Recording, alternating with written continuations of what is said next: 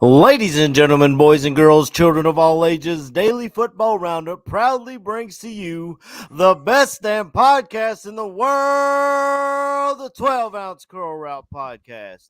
I am your host, Aaron Current. You can find me on Twitter or X at Aaron Current. My co-host Kyle can be found there at DF Roundup, and my co-host Corey is not on Twitter yet. What's going on, fellas? How we doing this week? What is Twitter? Yeah. You're getting fined by Elon Musk. Well, find me, sir. Never heard of this Twitter you talk about. What is it when, on Twitter it used to be a tweet. And now when you post something on there, because I was late to the whole X Twitter game, the X games. And I don't understand, like, if I post something, is it called, and did I just X? I think it's NX now because Elon Musk changed it. I just hit, actually, my 14-year anniversary was this past week, maybe 2 weeks ago. That thing popped up because it'll pop up and tell you, hey, by the way, I don't know if you knew when you started Twitter, but this is when you did. So I'm a OG, you know what I'm saying? 14 years on these streets. I bet you though we've been on X for the same amount of time. Probably, yeah. I'm pretty sure I was in the army when I joined. No, I'm talking about X when it changed from Twitter. You're not picking up what I'm putting down, Aaron. I thought that was pretty good. I'm an idiot. Thanks, Corey. You can pull that and show everyone how dumb I am later on TikTok. That's fair. That is fair. I did post yesterday the standings in the 6-pack challenge, and my hat is off to Corey. He looked real sus there at the end of the season. He let me catch up, but Corey has not given up the lead since week 1. He let me catch up, but he went 2-0 this past week. I went 1-1. He's back above me by 1 game. So we'll either tie this season or we'll have our own individual winner with Corey. And Aaron, you are fighting for your life down in the basement. I hope that you can get this Super Bowl prediction that we do next week. I hope you can get it right, so that way you finish above 500. I'm rooting for Aaron more to get above 500 than I am to win this right now at this point. Yeah. It's Corey and I just want to lift you up on our shoulders and you just scream, like, I did it. I'm above 500. How about this? If somehow we tie and he gives above 500, then we have to buy him food and drinks. My wife would like that. Hey, I'm no longer rooting for Aaron. Well, speaking of all that, we'll just get right down into it, I guess. We only picked 2 games because there only was 2 games in Championship Sunday. And as Kyle said, we will pick the Super Bowl next week because I want to see how that line moves this week, honestly. Right now, the Chiefs are 2-point underdogs, so we'll see. We can revisit this next week, but we'll get right into it. Sunday at 3 p.m., the AFC Championship game, the Kansas City Chiefs travel to Baltimore to take on the Ravens. They win this game 17-10, and Corey was the only one riding with KC. I got to tell you, fellas, that I don't know what the game plan was, but it looked awful. I mean, they didn't want Lamar to run unless it was like in the script for him to run, like in the game script. I'm not saying the NFL scripted in the game script for him to run, like unless it was a direct run, because it was a 3rd and 1 where he's just standing back there waiting for someone to get open. And I'm like, Lamar, you need a yard. Just go. What are you? I haven't seen. I've watched Lamar since I saw his first snaps, his first game at Louisville was against Kentucky because they were down so big, and then he just came in and did Lamar things. But I don't know. They look shell-shocked, and I love Roquan Smith. He's an all-pro, but he's always been a liability in coverage, which is why he works better in a 3-4 defense. And Travis Kelce might be the best tight end we've ever seen. I know it's saying a lot with Tony Gonzalez and Gronk and all the great tight ends in history, but He passed Jerry Rice for playoff catches this week, y'all. I mean, the guy's just he's balling. I, I don't know, but yeah, that's mostly what I thought of the game. It felt like the Ravens were playing to not lose rather than to win, and it was weird seeing that because all year long they've been a team. They've been the type of team that goes for the throat. I mean, we talked about it last week. This is a team that blew out, I believe, both teams that were in the NFC Championship. So they have that in them. It was just, I don't know. It seemed like they were coaching scared. Kyle, what do you think of this game? When you're playing against a team that has a middle of the pack run defense, the Chiefs in the regular season were giving up 113 yards rushing per game. The Chiefs in the postseason were giving up 113 yards rushing per game. That defense did not change. And you want to hand it to your running backs a total of 8 times in this game? 8 times. 8 times you want to hand it. Lamar Jackson threw the ball, I think, 37 times this game.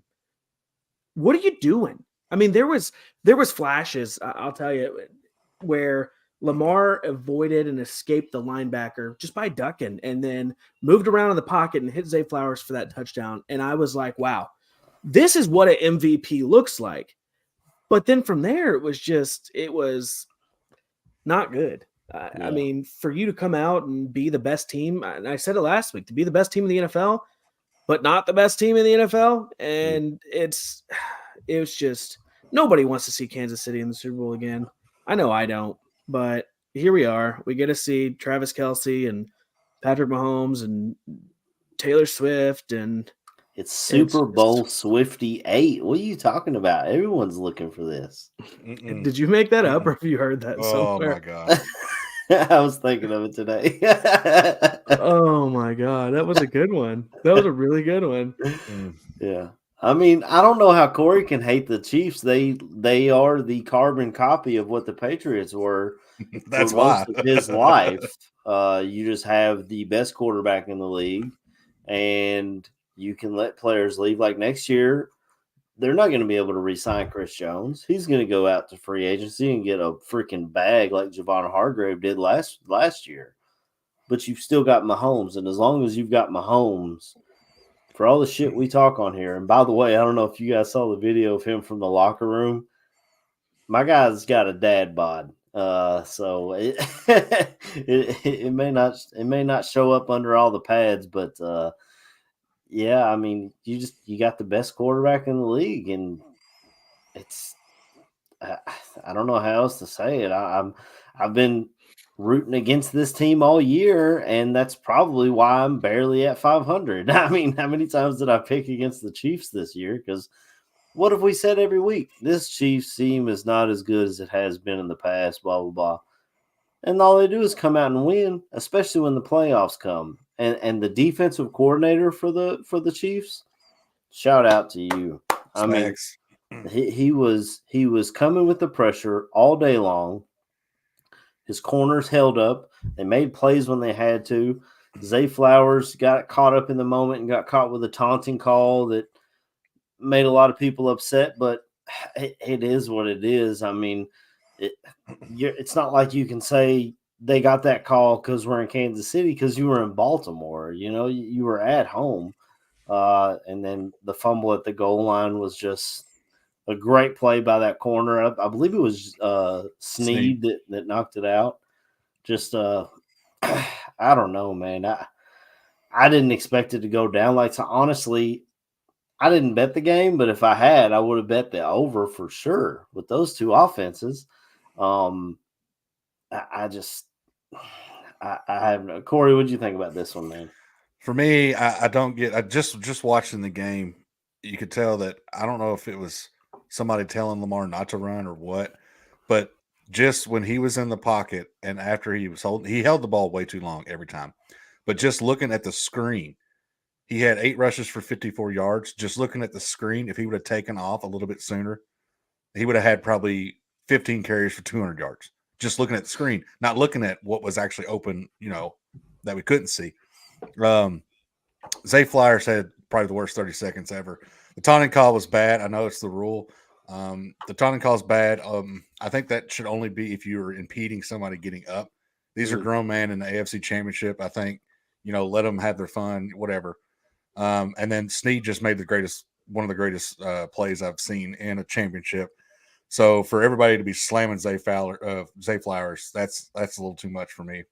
Are people really slamming him for it? It's the combination of everything. It's the taunt. It's he fumbled, even though that was a great play. And then when he slammed his helmet and busted his hand or whatever on the after that. And then for me, you got 12 personnel sitting right there, and you have arguably the best combo of tight ends, and he only threw to him 5 times.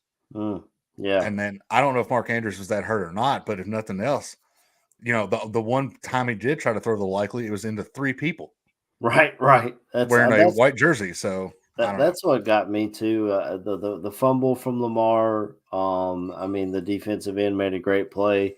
George Karlaftis jumped on the ball, but the interception, man, you can't throw it into triple coverage. Someone else has to be open, or as we've said plenty of times, run. I watched Josh Allen run all over this defense a week ago. The running lanes are there. Yeah, and you're the fastest quarterback in the league. Go. It had to be a coach telling him, no, Lamar, we're going to prove that you're a passing quarterback. We're going to prove that you're the pocket passer everyone wants you to be. Do not run, because there was space. The linebackers were dropping back. They had a spy, of course, but I wonder. I just said that too. I just said somebody had to be telling, but at the same time, since when does Lamar listen to anybody? I'm wondering if something actually else was wrong or something maybe with him. Like to me, I would think he would just take off and just flick off whoever later. Because what are you going to do? Just bench him? Like, no. It's a lot of pressure on Lamar, not only for him because he's been pigeonholed into this running quarterback. They've called him a running back for years. I've seen this in Chicago with my quarterback. But they just, oh, you're just a runner. And then this year he gets some weapons and he's slinging it around a little bit. By the way, OBJ, was he active? They didn't use him until the fourth quarter. And when they did, he was making freaking plays. I just, like I said, I don't know what the game plan was, but it was awful offensively. And that's a guy that they brought in specifically to help Lamar progress as a passer, which he did this season. He did pass a lot more and a lot better, in my opinion. But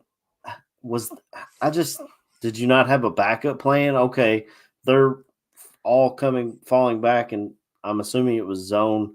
The Chiefs play a lot of man, but I'm assuming it was zone. Maybe that's what kept Lamar from running.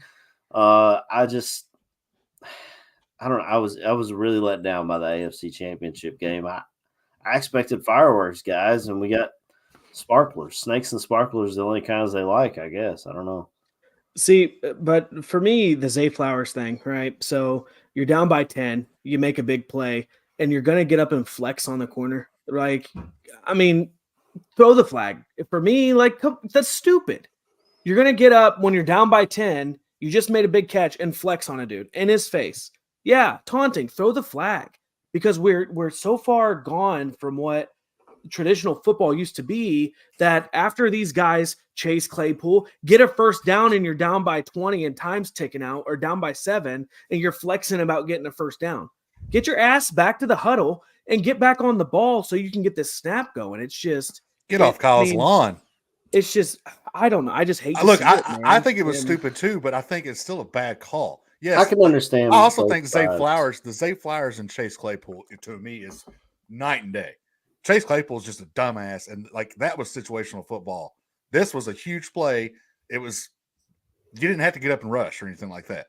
But he's still flexing on the dude as he's on the ground. Like, he's over top of him, looking down at him, and he flexed. Like, that's taunting. He is taunting that guy, whichever corner it was. Like, that's I watched that. I watched the Bears get a taunting call on them last year because the defender looked over at the sideline after getting a sack. So that was ridiculous. It's definitely the rules. It's almost like they pick and choose when to use them, which I think is what a lot of people take issue with. I mean, we watched Patrick Mahomes take a helmet to his head, and he gets the flag every time, and we see it week after week. Guys that get obliterated and don't get the calls. It's been like that for years. I could see both sides of it, but I mean, what Corey said was spot on. I even texted you guys about it when they were down there in the red zone. You've got two of the top. I mean, as a duo, it's the top tight end duo in the NFL. Neither one of those guys are your red zone guys. I love Zay Flowers. I talked about him having a chance to be rookie of the year before we started the year, but you've got weapons that are more conducive to use in that area, and it's like they forgot they were on the team. His name's Gus Edwards. I mean, the Ravens led the league in rushing this year. They were the number one rush team in the league, and I mean, Isaiah Pacheco carried the ball 24 times, averaged 2 yards a carry, and they still continue to give it to him. And you can't turn around and give it to your running backs, Baltimore Ravens. They lost because they changed their identity in this game. It's almost like Kansas City went down and scored. First of all, that first touchdown pass to Kelsey was absolute poetry in motion. Mahomes put it right on the perfect spot in the corner of the end zone. Beautiful pass. But it's like Kansas City, they went up 2 touchdowns right away. The defense adjusted and only they held them to 3 points the rest of the game.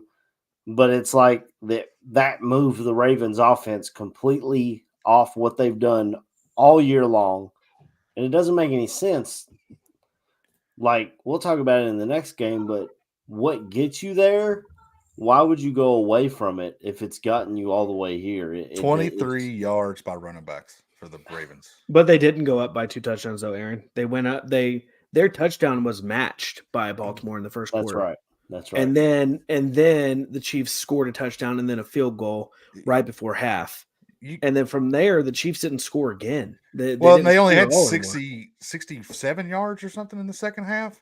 And like the Ravens just completely abandoned everything. You were still close in the game. Yeah. Mm-hmm. Like I don't went into panic mode, and you wouldn't expect that with a John Harbaugh coach team. He's been there before, so Chiefs win. Chiefs go to the Super Bowl. Mahomes has been in the AFC Championship every year that he's been a starter.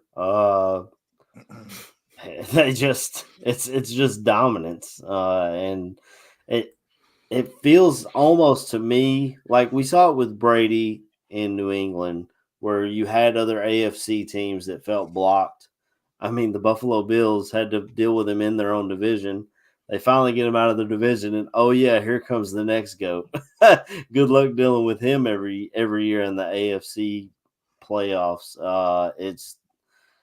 It just reminds me of Tom Brady and the Patriots, or Jordan did it to a lot of people back. I mean, it's a different sport, but in the NBA in the 90s, you knew you had to deal with Jordan and the Bulls if you wanted a title, and he kept a lot of great players from getting rings just because they're freaking great. I don't know how else to put it, but is there anything else, or do you guys want to move on? I do think they're real quick right now. Real quick, Kansas City's going to lose a lot of people, obviously, too. But Isaiah Pacheco and Rashee Rice, especially Rashee Rice, I think he is going to be a great receiver, and he got him for cheap for a while. Yeah. So I think stuff like that is going to help, and having better drafts for them will help. I think that just kind of depends on Rashee Rice, though. Like, I mean, if Kansas City wins next weekend, I would be willing to bet that Travis Kelce will retire. I would be willing to bet that he goes out a champion. And now, if you don't reload with another weapon on offense, all they have to do is stop Rashee Rice. And, right now the eyes are on Travis Kelce. So Rashee Rice is allowed to be sneaky good right now. But when he has to step up to be that number one target on this team, can he handle that next year if Travis Kelce retires? That's something, we'll have to see. If Kelce comes back, then Rashee Rice has another year to just kind of be a little bit under the radar, but not so much. So I think that just kind of depends on Kelce, to be honest. Yeah, I kind of talked about that or thought about that earlier. If Kelsey wins a Super Bowl and rides off into the sunset with his brother, does his podcasting. I mean, his podcast has been one of the most popular ones on the platform ever since he started, which is why I thought him and Taylor were originally. I thought it was just a publicity stunt, honestly. I thought, he's doing all these commercials and his podcast takes off and all this, but I don't know if he does. Is Isaiah likely a free agent this offseason? No, this is only his second year, I think. Second year. So I'm wondering if they would look to go free agency for a tight end, because if you're a tight end and you're like, oh, I can go play with Mahomes, okay. There's some decent tight ends coming out. There's some decent tight ends coming out of the draft this year too. That would fall to 32nd or 64 or something like that. Yeah, if they want to use a first round pick on a tight end, yeah, I mean, look at what some of the second round tight ends, third round tight ends that have been, I mean, kind of blowing up the last. Laporta was a second rounder, wasn't he? Second or third, yeah. There was a few other late round. I mean, Isaiah George Kittle was a 5th round pick. You can find these guys. Well, tight end out this year's Iowa tight end is Eric All, who played at Michigan before going to Iowa. So you can find him super late in the draft. Yeah, you'll be able to find some talent like that. And I think there's enough receivers. It's not the big, crazy, class this year, but you'll still be able to find some decent ones to take. The more I'm starting to look at the receiver class, and we might do a show on the draft class later as it gets closer. But the more I'm looking at this draft class of receiver, I still think Marvin Harrison Jr. is I would say he's the best player in the draft, but there's a lot of damn good receivers. Rome Odunze. I think Odunze is the best in my opinion. And Washington has 3. Yeah. That are going to be draftable. So yeah, they got a lot of weapons out there in Washington. But we'll move on to the somewhat of a nightcap. It's kicked off at 6:30. The Detroit Lions traveled to Santa Clara, California to take on the San Francisco 49ers. They lose this game 34-31. We all had Detroit covering the 7-point spread, and we were correct. Fellas, Dan Campbell he was up 24-7 in this game and refused to kick field goals twice. That's what cost them the game. Now, the momentum started to swing earlier than that, and I hate to just break this down to 2 plays, but those 2 plays mattered a lot. I mean, if you don't trust your kicker, man, go get somebody. Robbie Gould was a free agent all year long. You're telling me you couldn't get him to come kick for you at Ford Field if you didn't trust your kicker? I mean, it's mind-boggling. And when they were up big, I was like, "Holy crap! What is this?" Like, I didn't expect it. I picked Detroit +7, but that was just because the spread was so big. I didn't expect them to win, and then they were up freaking multiple possessions, and then the folly of the Lionsing started to happen. You fumble the ball on a handoff. You trust Josh Reynolds in the clutch, and he drops the ball twice. I'm glad San Francisco won because I've been on San Francisco's side this whole year. I've talked about them being the best team in the NFC, and they proved it by getting the 1 seed. And then at first in this game, I was like, what? I was completely shocked, flabbergasted by this game. But San Francisco comes out in the end and wins, and Dan Campbell has no one to blame but himself. It sucks for Detroit Lions fans who have been through so much, but yeah, I mean, you have to have situational awareness and time management skills, really. I mean, even there at the end, they're on the 2-yard line and they run the ball have to use a timeout to then you have to get an onside kick. Like, so many little things all added up to be one big thing, and it ended up with Kyle Shanahan making I believe, the largest comeback in NFC Championship history in this game to get the win. Kyle, what do you think about this game, man? Yeah, so I mean, one thing for me is, do the Lions realize that aside from Amon-Ra and now this year Sam Laporta, that they drafted a wide receiver with the 12th overall pick, 2 years ago, in Jamison Williams, and you're using him like he's a gadget guy. I mean, you give him these. You just give him design plays instead of letting him go out there and run routes. I mean, I think all of Jamison Williams' touchdowns, from what I heard in this game, all of them are 30 yards or more in the NFL. Yeah, 40 yards, 30 yards, something like that. And I don't think he has that many career touches. Now, granted, he was coming off of an injury when he got drafted, but still, I mean, he had one reception in 2022, and then this year in the regular season, he had 24 receptions. Yep. The guy has 25 catches, 395 yards, and 3 receiving touchdowns in the regular season, with a rushing touchdown to go with it too.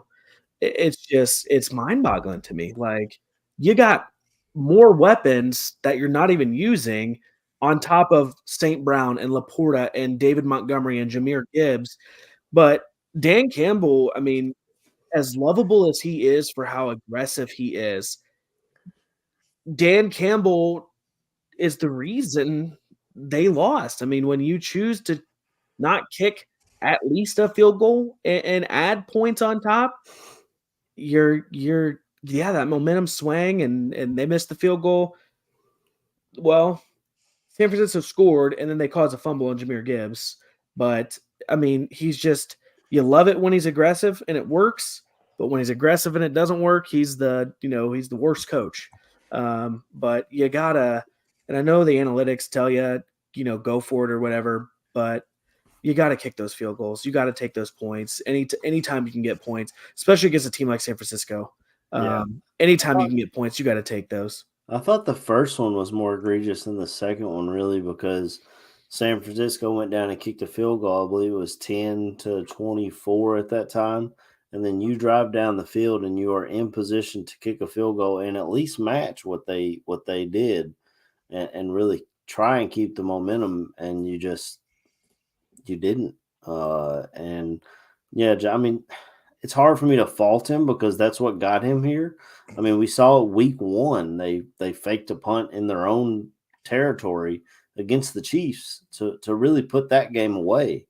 So it's not like he changed what he did when the playoffs came, but you got to have situational awareness when it comes to this kind of stuff. And maybe he'll learn from this, but I mean, like he said at the end of he said at his post-game press conference, this might have been our only shot. And you kind of hate to hear a coach say that, but he knows your Green Bay Packers are coming for him.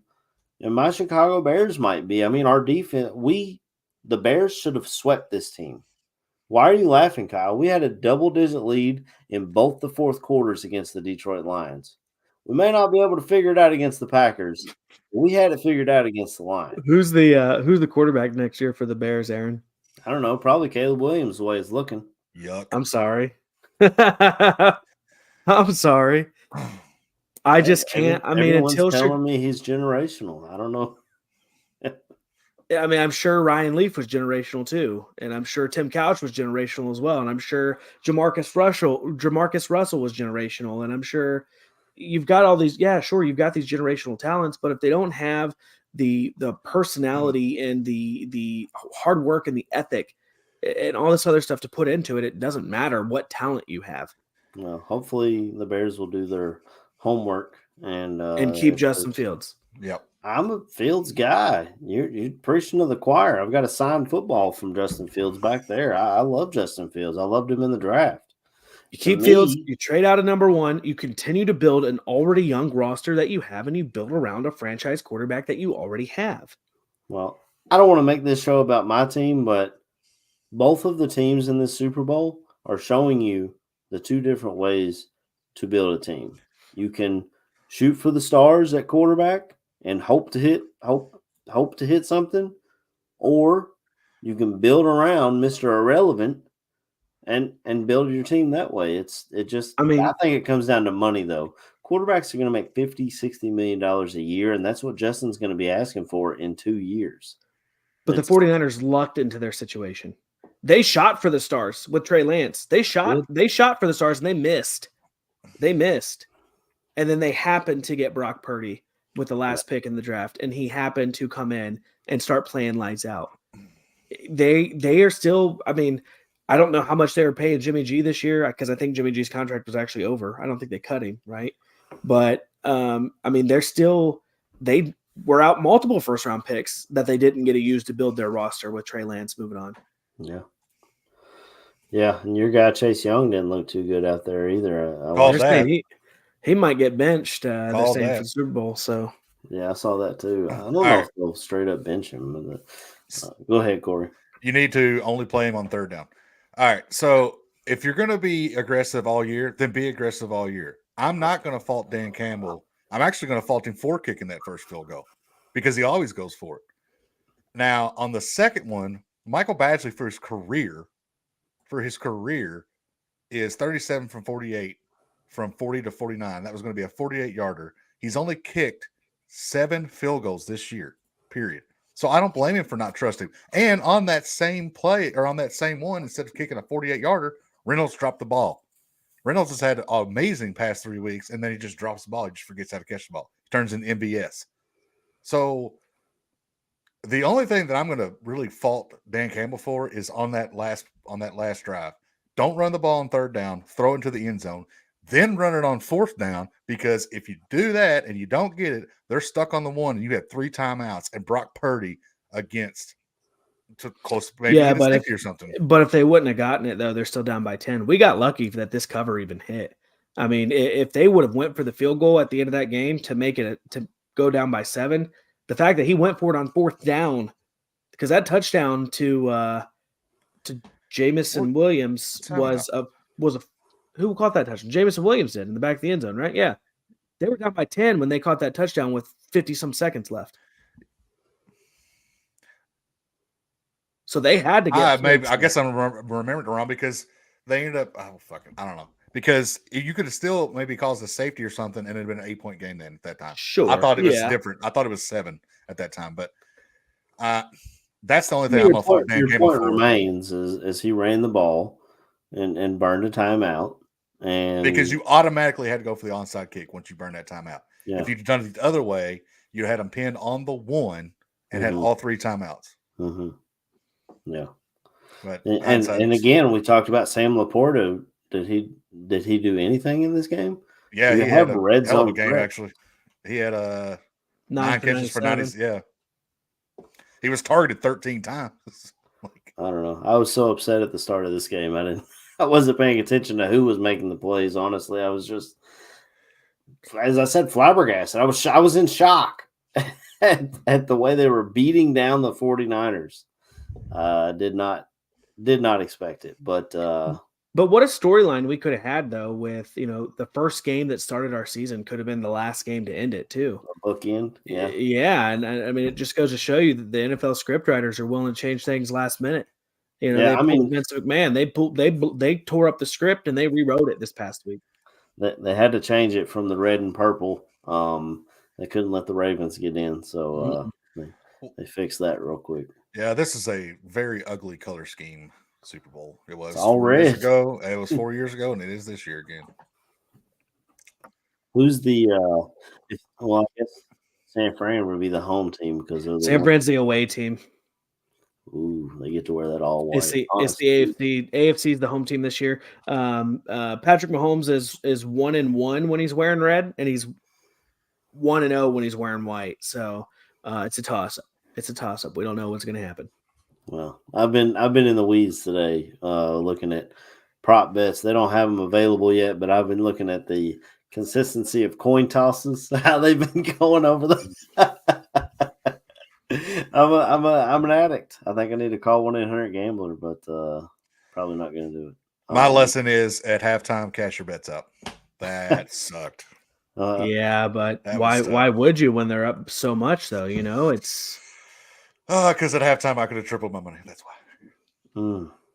yeah, but I'm sure if they would have hung on to their win, you would have quadrupled it or five-tupled it or whatever the number is for 5. Pentupled. Yeah, right? I don't want to talk about it. Besides, you can't cash out at halftime, Corey. You'd have to drive all the way to the casino. I know, right? 20-minute drive. I don't know.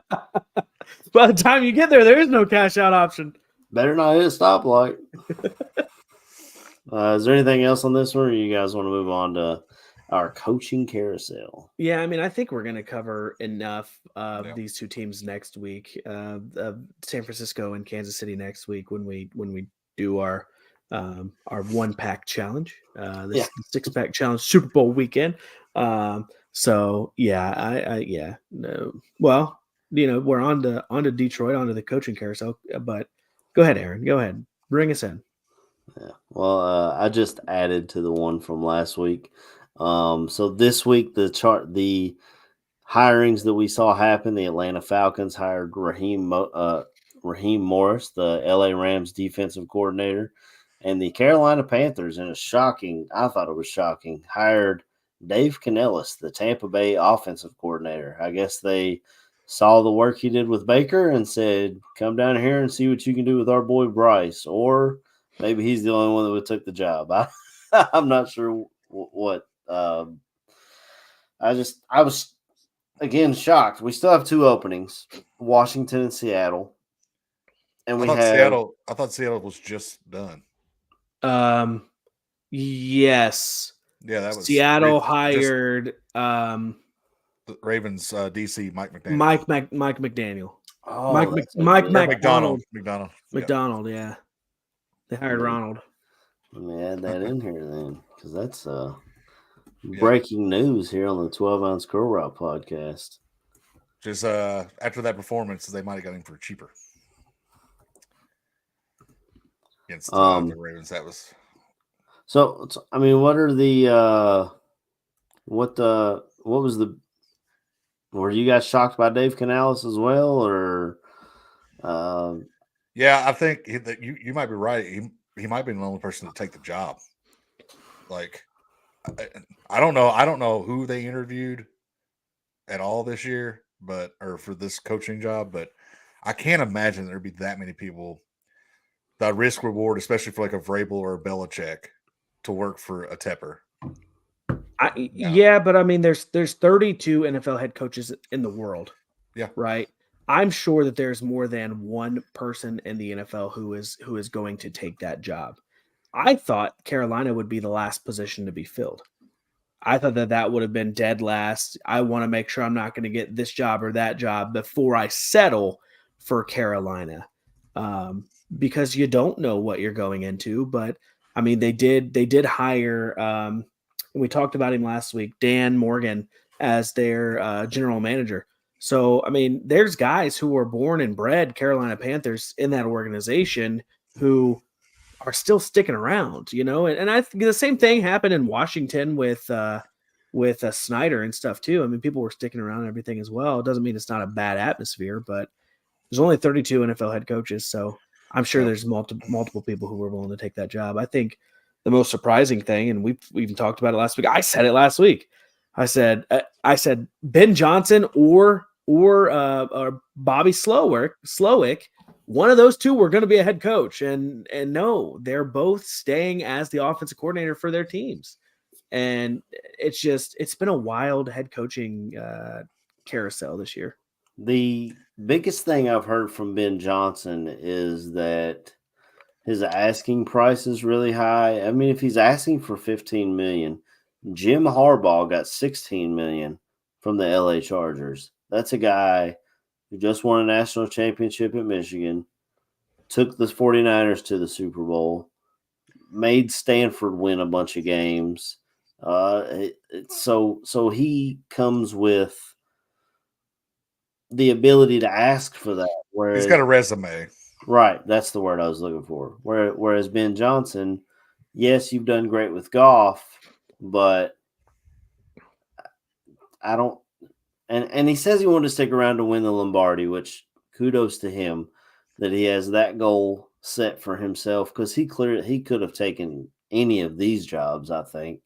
But I just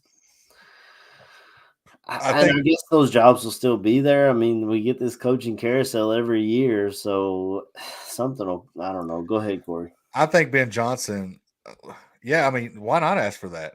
Because you got a safe job at the lines, and I'm pretty sure the Fords backed up a truck, an F-150, and gave him close to that amount of money for him to stay. I don't think his contract was adjusted. 15 million? Not 15 million, but there is something somewhere. Well, right now, unless they've adjusted it and it hasn't come out yet, I think I heard today on the radio he's making 1.5 million, and Dan Campbell makes close to 4. Well, then he's an idiot. Bobby Slowick was extended, but I don't think Ben Johnson's contract was adjusted at all for him to come back.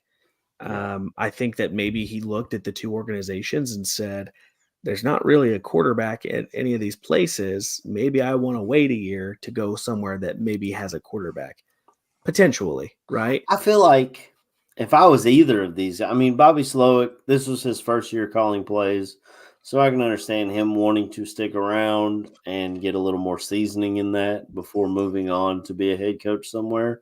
But Ben Johnson, if you look at that Seattle Seahawks roster, you got DK Metcalf, Tyler Lockett, Jackson Smith and Jigba. You got a two-headed monster in the backfield. You may not have a quarterback, but I mean, Kirk Cousins is a free agent. You're going to have players want to come play with you after seeing what you've done with Jared Goff, who was, I don't want to say he was like a peon, like he wasn't a good quarterback. I mean, he was a Super Bowl quarterback prior to going to Detroit. But let's be honest, in that trade, he was kind of a throw-in. They kind of were like, yeah, we really want Stafford. They threw Goff in, and Goff resurrected his career.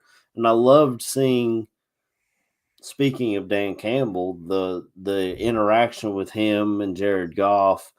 I believe it was after the Rams game when he was like, "You're effing good enough for Detroit." Like that was I like Dan Campbell a lot. I think he's my kind of head coach.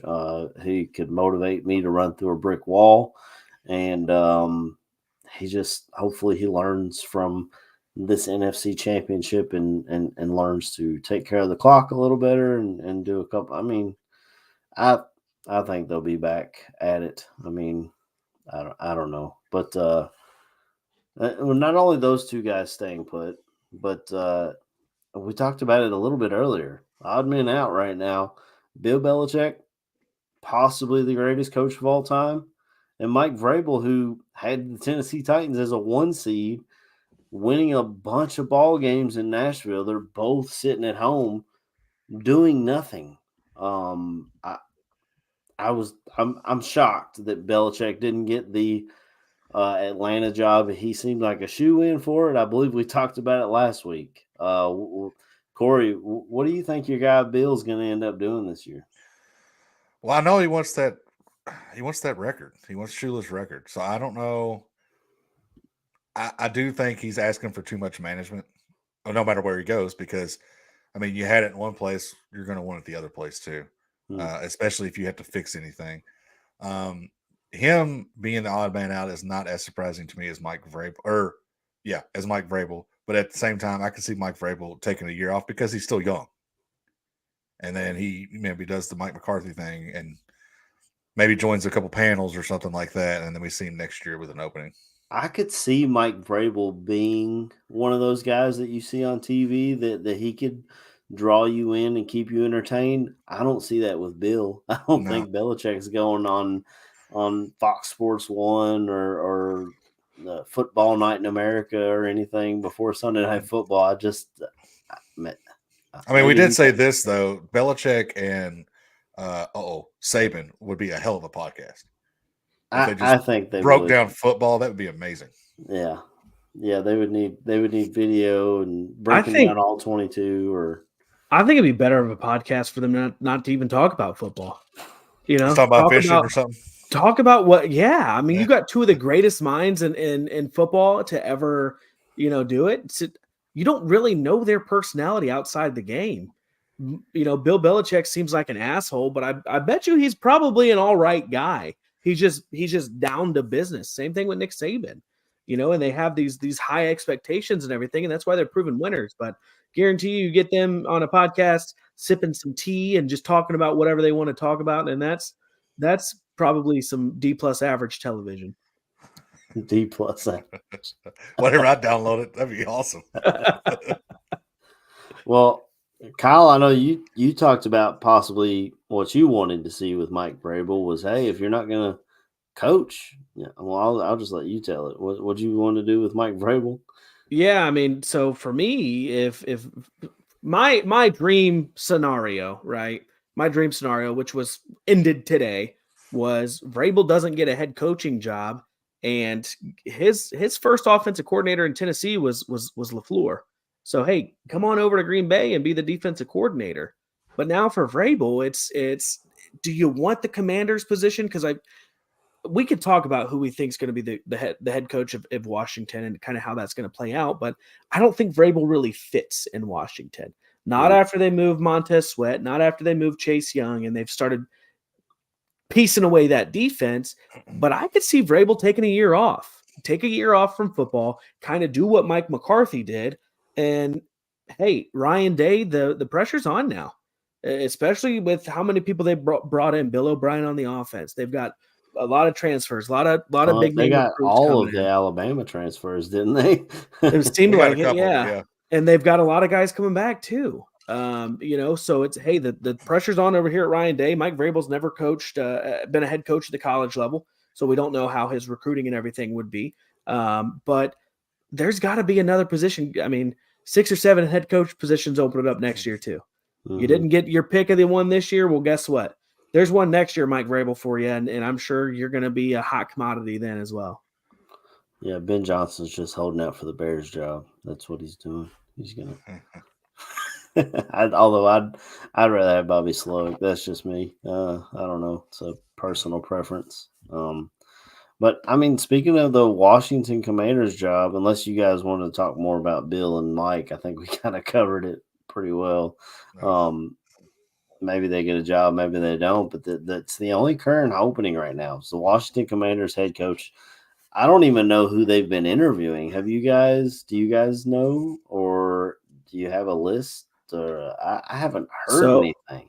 The people still available that they've interviewed that have not accepted jobs somewhere else or gone back to the team they were going with is Lions defensive coordinator Aaron Glenn, Ravens associate head coach and D-line coach Anthony Weaver, Cowboys defensive coordinator Dan Quinn, and Commanders offensive coordinator Eric Bieniemy. Dan Quinn could be. I guess Eric Bieniemy, as I said before, I just feel like you already had him in the building. You could have just handed him the keys last year. Yeah. But Dan Quinn's an interesting name. That was a name that was getting a lot of buzz. He seems to get a lot of buzz every year. And maybe after giving up 45 to the Packers, his name cooled off a little bit. But go ahead, Corey. I would think Dan Quinn would fit more than Vrabel would there. He would have to build it back up, but I think he's going to get another shot. I think if they were going to hire Bieniemy, they'd already done it. Yeah. In my opinion. I know they brought in the extra people. They brought in the basketball guy to bring, to try to narrow this down and get, all their T's and I's and stuff like that. But I don't know. I don't know who. I think it's still a decent job to have. You still have some talent over there. You got some draft picks. You don't have Dan Snyder anymore. You will get a new facility eventually. So I don't know.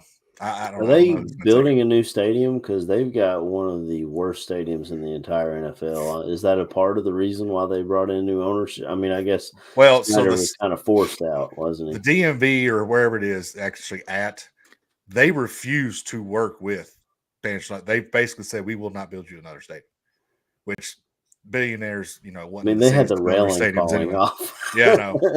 But I think this new organization, they're still going to ask money from wherever they're at, but they might actually pay half of it or something like that, versus Mm-hmm. all the other billionaires that make the entire town pay for the. So I think that it's coming. Just don't know when. Yeah. But and there's the chance of a new logo and a new name again and all this other stuff. I mean, it is enticing if you could get a quarterback in there that. I mean, I like their offense. You're gonna have to fix that offensive line, obviously, because I think Sam Howell led the league in sacks and he didn't play like 4 games. Yeah. But there's just a lot of work that needs to be done up there, and you're in a good division. So, well, you got the second overall pick. So after the Bears make their first pick, or whatever quarterback that'll be, you'll get the second best quarterback. Or if you want to put Marvin Harrison Jr. with Scary Terry, then you've got a good wide receiver core, and you could try and see what you can do at quarterback from there. But yeah, you make a great point there, Corey. You need to fix the offensive line, and now you're kind of back at.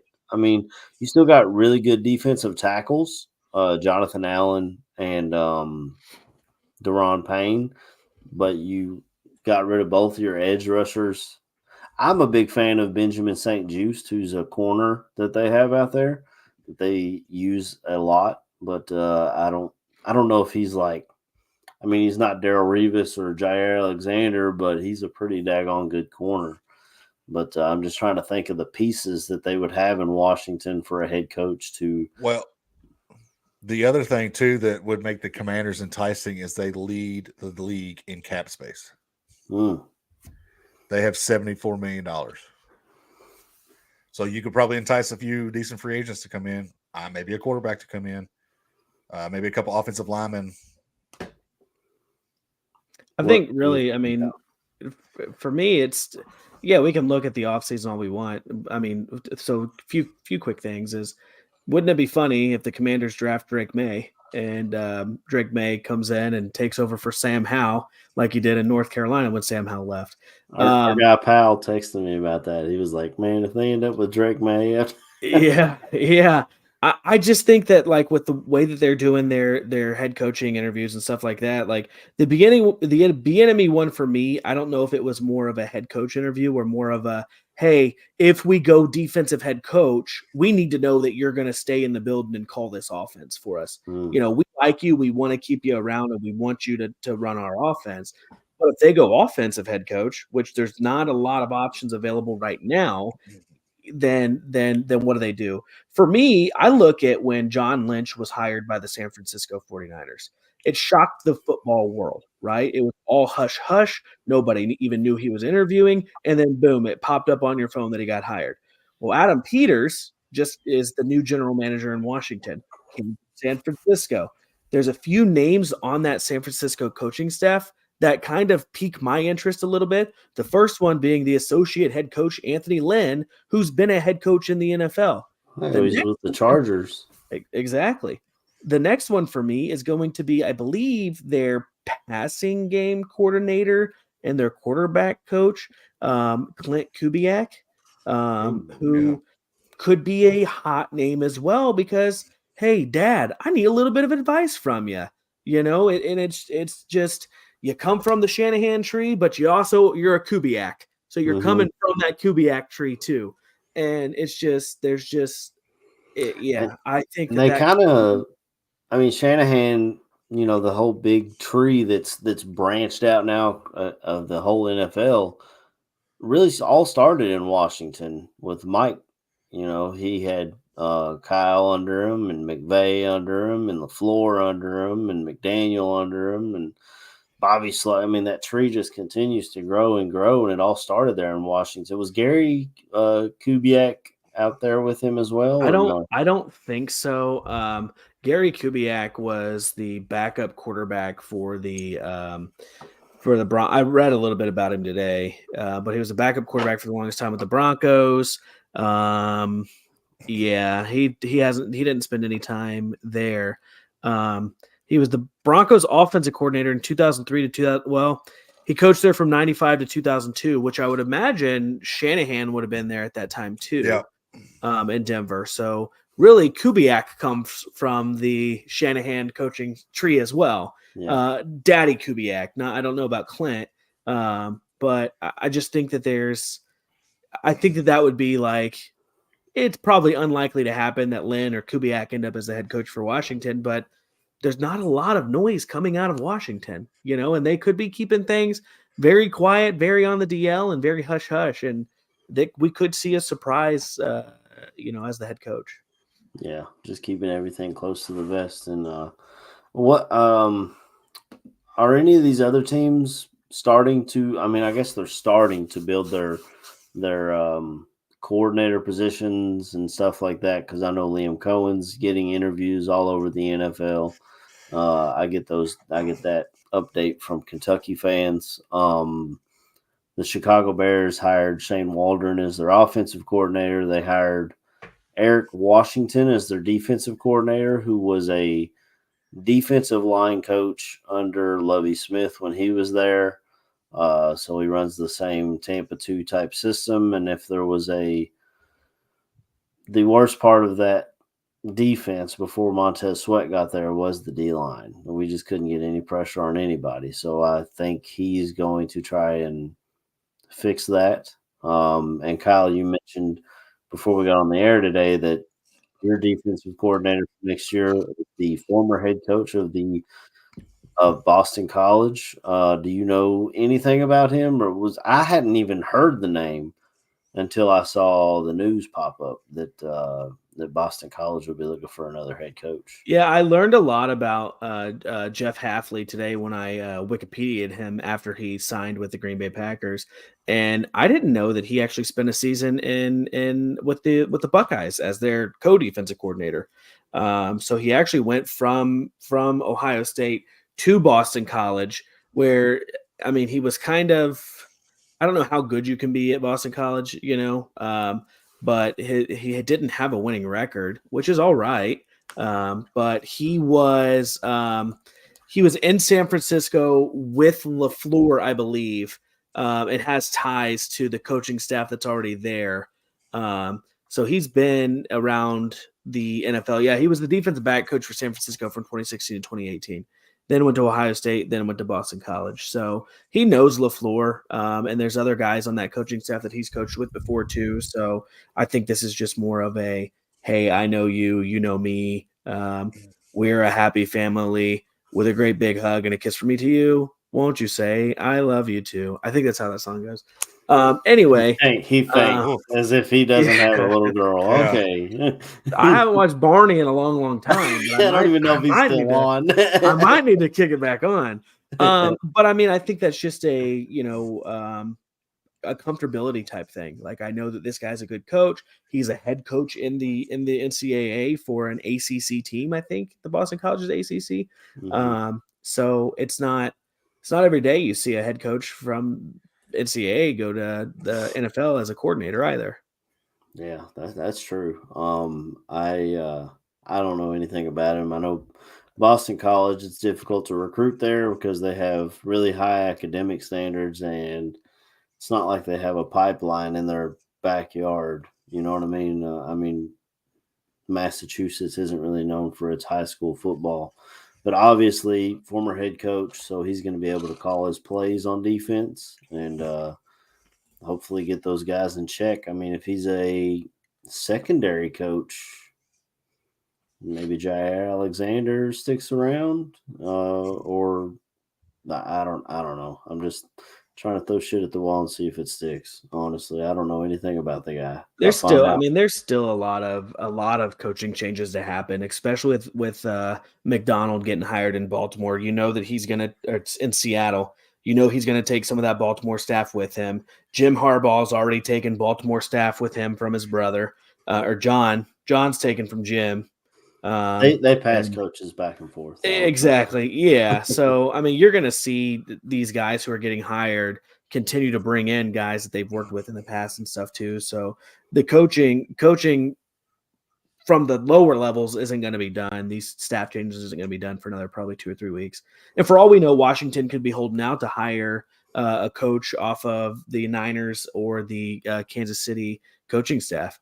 If they really do want to go defense, look at Spagnuolo. who hasn't been a head coach in the NFL for a little bit now, but he's been consistently coaching a pretty good defense in Kansas City. So I don't know. It's hard to try to determine what Washington's doing because there's a lot of people, in that room too. Yeah, but it doesn't seem like anything's leaking. But Clint Kubiak, who you mentioned, that would be a San Francisco guy. So if he is the answer or the guy that they want to dig deep into, we're not going to hear about that until after the Super Bowl, obviously. But yeah, I don't know. I guess that's everything. I mean, unless there's anything else that you guys. Yeah, I've slaved today to get these trivia questions going for you guys. Don't you dare try to get out of here without letting me do my trivia. So I've got they're easier this week for you guys. Thank you. There is a pretty tough one, but it's all relevant to Super Bowl. So these are all relevant. Well, yeah, they're all relevant to the Super Bowl. So let's see which one's the easiest. Okay, this one's probably the easiest, right? So which single person has won the most Super Bowls? Tom Brady. Is a player, coach, or all the above? It's a person. So a player and a coach. Okay.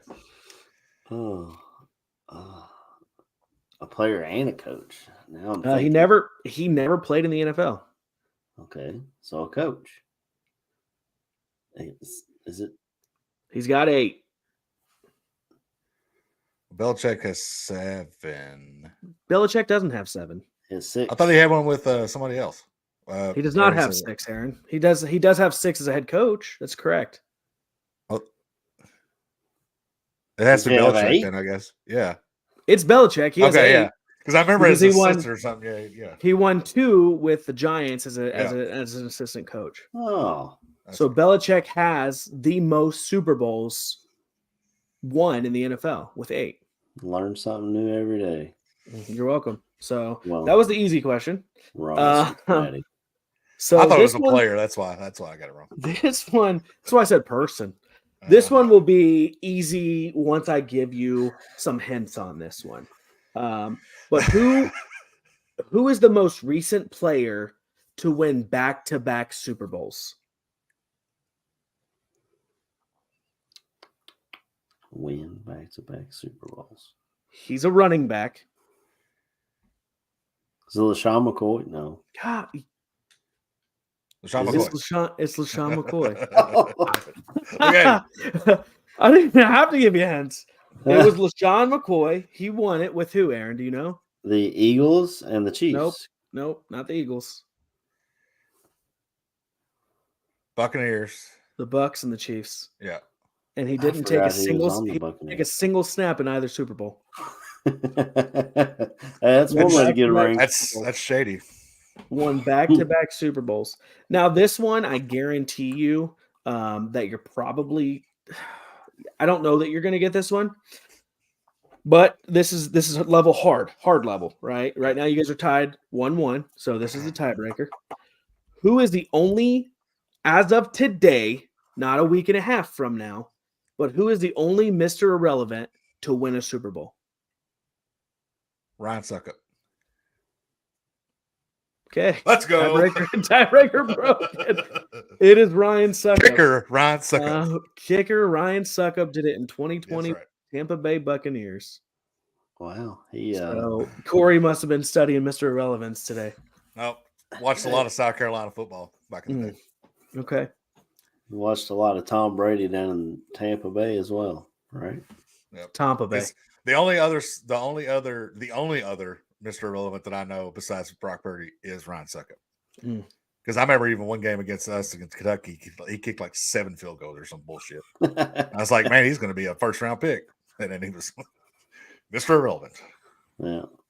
Well, Corey is our trivia champ this week and probably our 6-pack challenge champ this year too, which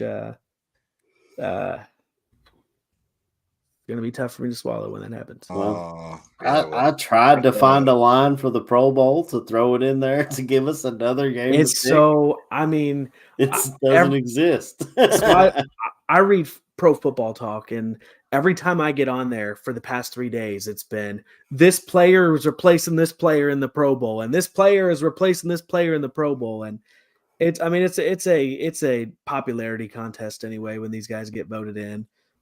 It's fun. It's really fun to watch, but I don't think you could put a line on flag football.